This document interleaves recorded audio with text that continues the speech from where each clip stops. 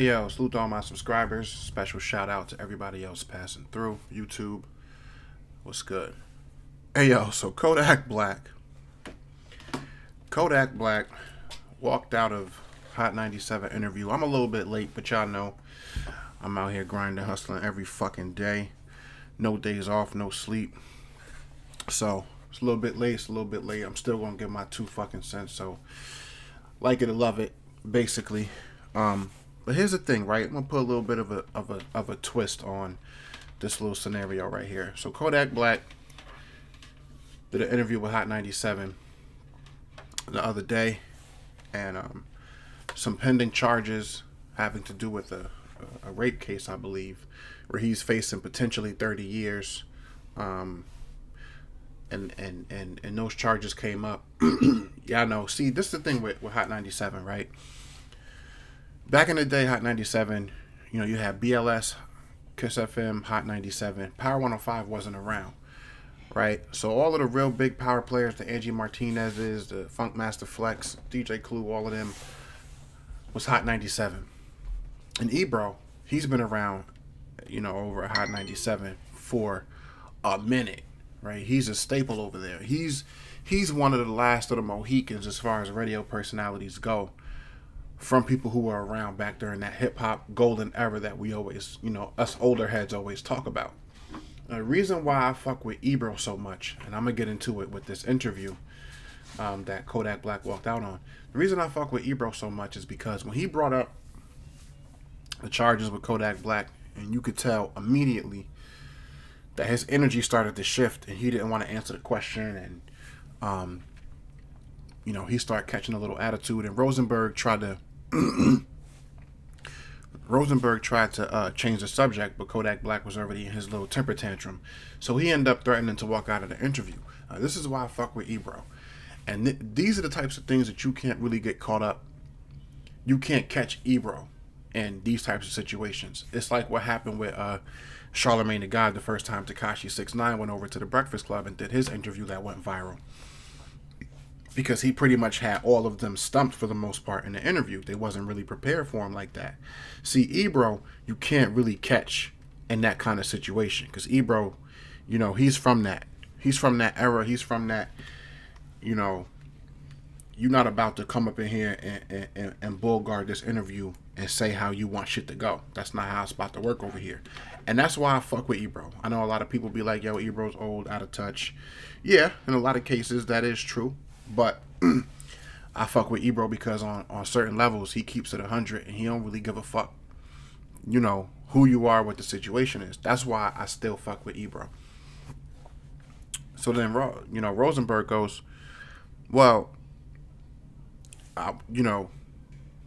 we could talk about something else, because Kodak Black, he gets into his little hissy fit, and he's like, yo, change the subject, yo, stop asking me about bullshit, So then Ebro goes, nah, fuck all that. We ain't even got to change the subject. We could end the interview right here, because you're not about to tell me what to talk about on my show, fam. And I fuck with that, nigga. And this is my problem, right?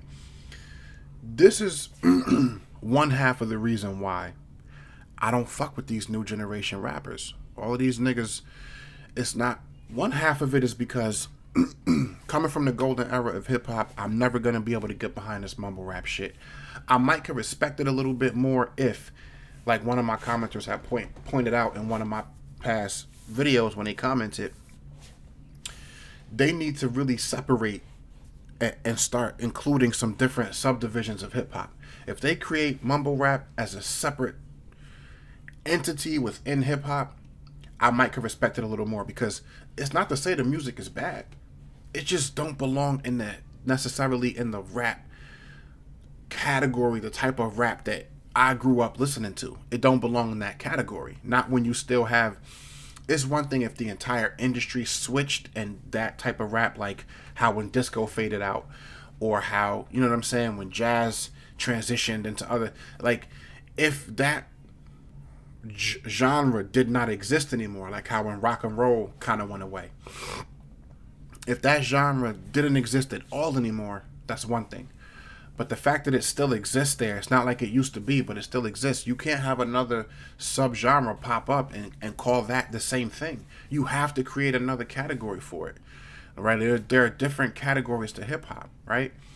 And all those different categories is what makes up the culture of hip hop. It's MCing, it's DJing, it's breakdancing, it's all these different things. So why categorize all of these different types of rap under one category? Like, it's different, right? Like back in the day, they separated it. You had the conscious rap, you had gangster rap. Like they had different. Do the same thing with these young niggas, and maybe I'll be able to respect, and older heads like me will be able to respect what they do a little bit more, because I think our biggest gripe as the older heads is that, you know, it's just not what they're calling it. And that's where I think a lot of the separation comes in. The separation should be there, but it should be defined. Let them have their lane, and then let those who do what the older heads are used to listening to, let that continue to be what it is, because that's what it should be. That's one half of the reason why I don't fuck with these new niggas. But this shit that Kodak Black did is the other reason why. Because these young niggas don't have no respect for their elders, like, at all. Like, there was a time where you had respect for your elders and, you know, people older than you, people with more life experience.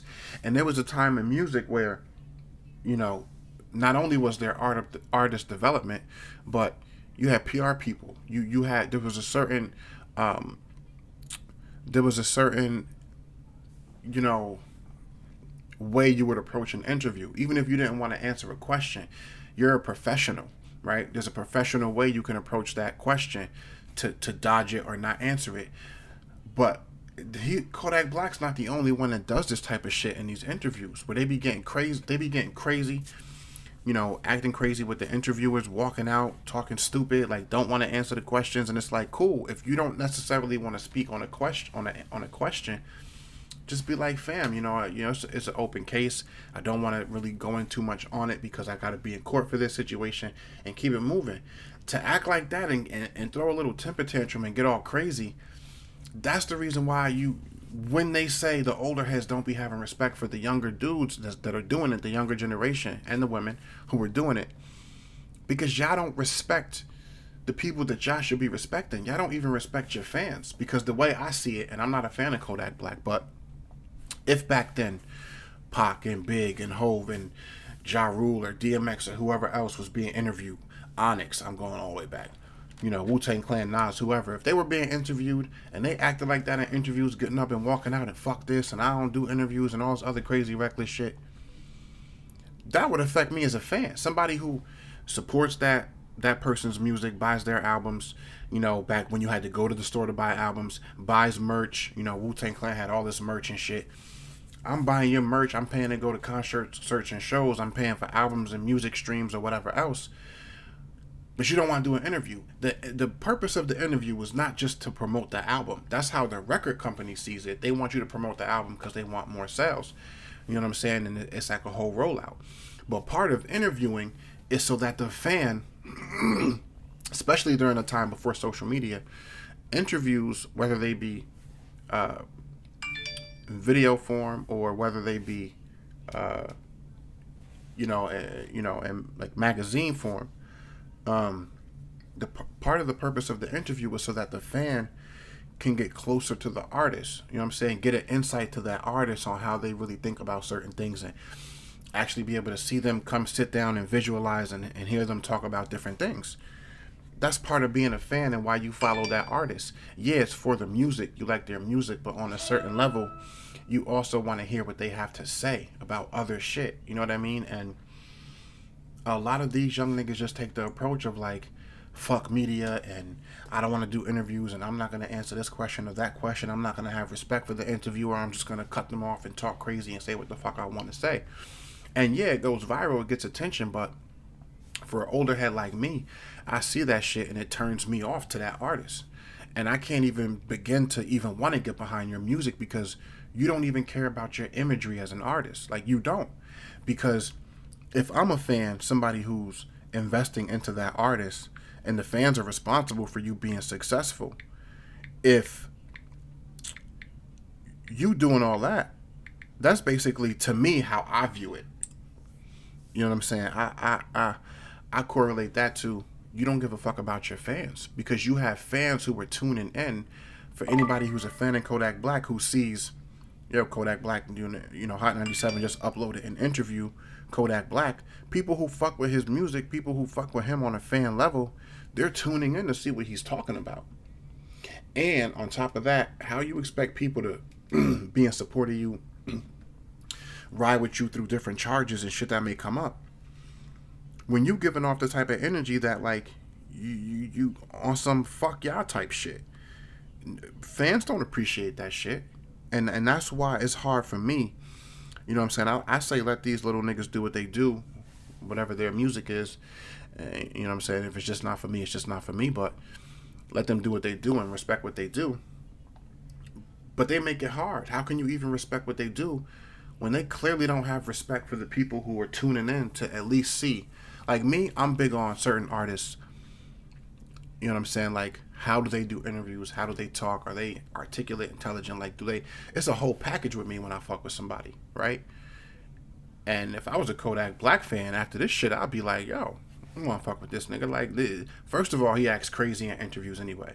Can't half understand the shit that he be saying. And then he just be giving these different gestures when they be asking certain questions, or he'll say a few words and mumble a couple words and then just stop mid-sentence. Like, it's already weird. It's already weird.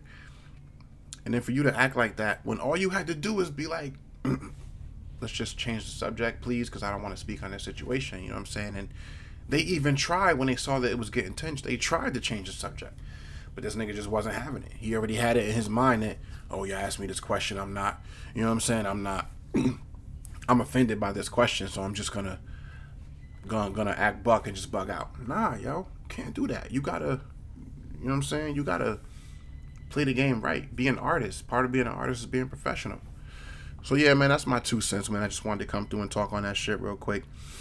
Anyway, like, comment, and subscribe. Hit y'all in the next one. Let me know what y'all think about this one. I don't pretend to know everything. I just know what I know. Like, comment, and subscribe.